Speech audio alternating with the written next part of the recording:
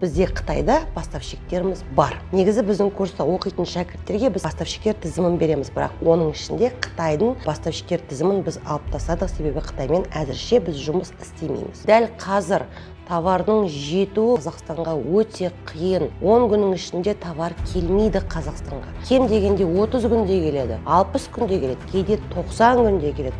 Себебі мен жеке басым өзім 50 миллионға қораға кіріп кете жаздадым.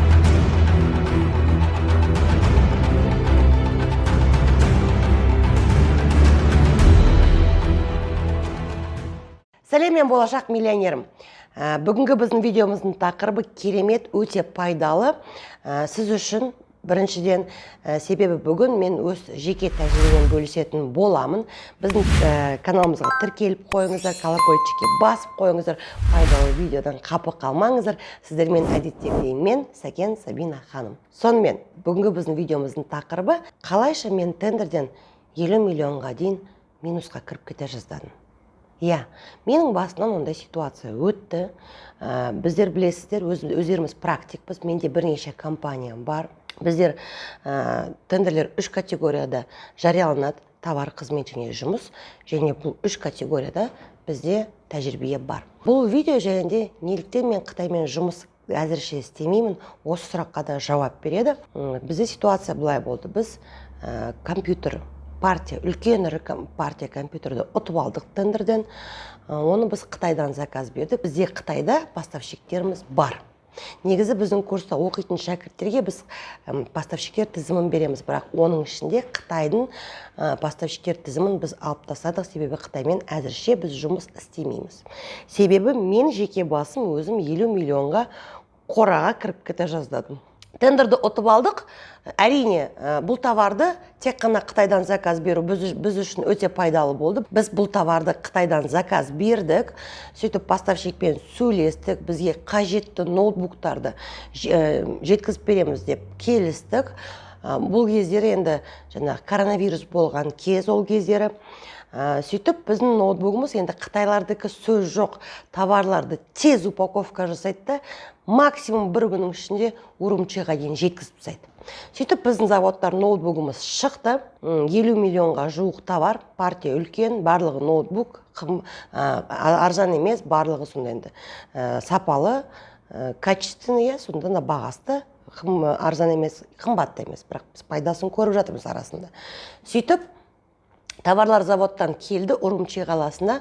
Бұл октябрь айы болатын. Урумчида бір Қытайда коронавирус шығыпты. Барлық көліктердің барлығын тоқтатып қойды. Ешқандай машина қатынамайды деді. Біздер аң-таң не істерімізді білмейміз. Тендерде білесіздер, өзінің белгілі бір уақыты бар, товар уақытылы жету керек. Сөйтіп бұл товарды Урумчи қаласынан біз Иу қаласына жібердік. Ол кездері Қытайдан тікелей ұшақтар ұшпайтын. Біз ЖД-ға жіберейік десек, пойызға орын жоқ, себебі октябрь айы. Бұл жерде енді біздің Алматы қаласына, Қазақстанға негізі Қытайдан товар көп келеді, әсіресе жаңа жылға қарсы. Барлығы жаңа жылға дейін бірде-бір орын жоқ деді бізде. Пойыздағылар бізге ешқандай орын жоқ, желтоқсанға дейін, қаңтарға дейін бірде-бір орын жоқ деп айтқаннан кейін біз не істерімізді білмей, бізде уақыт күйіп жатыр, товарымызды біздер Иу қаласына жібердік. Иу қаласында біздің товарымыз тұрды. Қытайлар аукцион ашты. Кім көбірек қаражат төлейді, соның товарын біз ұшақпен Стамбул арқылы Қазақстанға жеткізуге дайынбыз деді. Біздер ақшамызды енді аямай шаштық. Ар жақта 50 миллионның товары. Сөйтіп ақшамызды шаштық. 2-3 күннен кейін біздің товарымызды ұшаққа салды. Ұшақ Стамбул қаласына жетті. Енді Стамбулдан бері қаратай ұшақтарда орын жоқ. Складта товар тұр. Заказчик звондап жатыр. Товарымды тездетіп алып келмесеңіз, біздер сізбен келісім шартты бұзамыз деді. Бұзғанда, олар менімен келісім шартты бұзған жағдайда мен 50 миллион теңгеге минусқа кірем. Енді мен әйел болғаннан кейін өте сондай эмоциям әрқашанда тасып тұрады. Эмоциямен тасып мен бір жылап та алдым. Енді біз қыздарға болады, ұлдарға жылауға болмайды. Жылап та алдым, бір өзі қатты, бір нервный срывтың арғы бергі шетінде жүрдім. сөйтіп әйтеуір келістік, ұшаққа орын табылды, бірақ біздің товар уақытылы келмеді. Бұл жерде енді заказчикте заң аясында товарды қабылдау болмаса қабылдамауға құқысы бар. Қайталап айтамын, өте ақылды әйелмін, құқығымды білем, тендер саласында 8 жылдық тәжірибем бар. Сөйтіп товарымызды қабылдады олар, бірақ біздер штраф пен пеня төледік.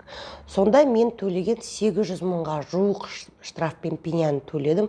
Әрине, бұл тендерден біздер пайда таптық, жақсы пайда таптық, бірақ соның өзінде 800 мың теңгемізді төледік. Сөйтіп ноутбуктарымыз тапсырдық. Егер де бізде заказчик қабылдамаған жағдайда, онда мен 50 миллион теңгеге минусқа кіруші едім. Сондықтан да дәл қазір товардың жетуі қазір Қазақстанға өте қиын. 10 күннің ішінде товар келмейді Қазақстанға. Кем дегенде 30 күнде келеді, 60 күнде келеді, кейде 90 күнде келеді. Сондықтан да дәл қазір мен Қытаймен жұмыс істемеймін, себебі 50 миллионға дейінгі сомаға мен күйіп кете жаздадым. Сондықтан да жаңадан бастап келе жатқан тендершіктерге ешқайсыларыңызға әзірше Қытаймен жұмыс істегенді мен кеңес бермеймін. Уақыты келгенде міндетті түрде мен Қытайдағы поставщиктермен бөлісуге дайынмын, және де сіздерге Қытаймен қалай жұмыс істеуге болады, курсымызды да беретін боламыз. Ал әзірше біздер Қазақстандағы бар нәрсені сатып, жақсы пайда тауып жүрген тендершіктеріміз, менің шәкірттерім де сондай. Егер де сіз де кез келген тендерді парасыз, танысыз, көкестік заң аясында ұтам десеңіздер, онда біздің WhatsApp-қа жазсаңыздар болады.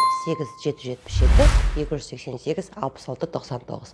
Әрекетке берекет. Әрекеттің түбі нәтиже, нәтиженің түбі береке.